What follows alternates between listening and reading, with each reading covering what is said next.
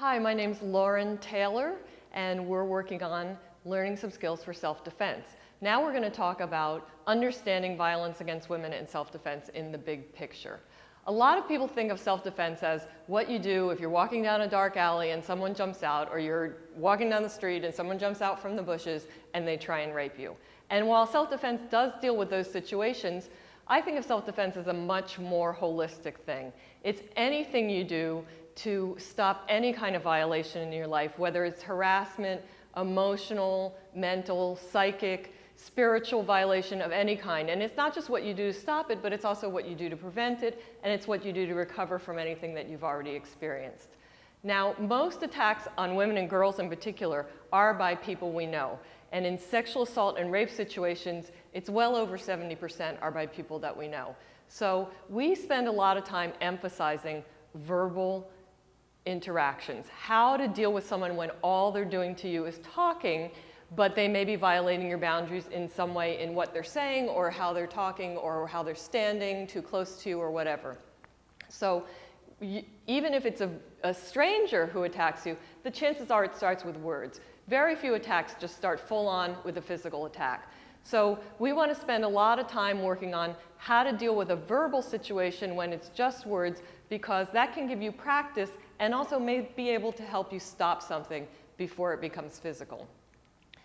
Because most attacks are by people that we know, words are the first tool that we have. Now, the tools in self-defense, I really think of them as tools in your toolbox. They're just choices. You already do things every day to keep yourself safe. We're going to add to those tools. But only you know in a situation which tools to pull out and try.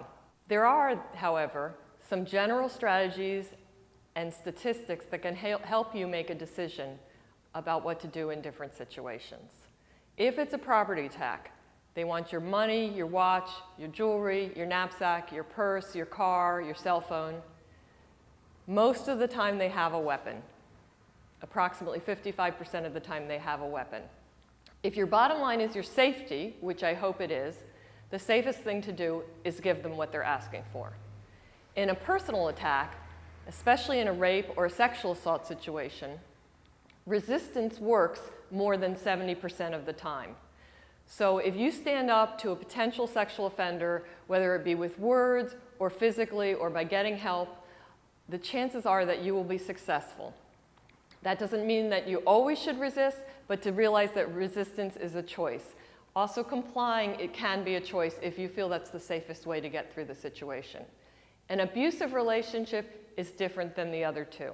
If you are in an abusive relationship, the safest way to get out is not by doing some of the hits and strikes that we're going to teach you here today.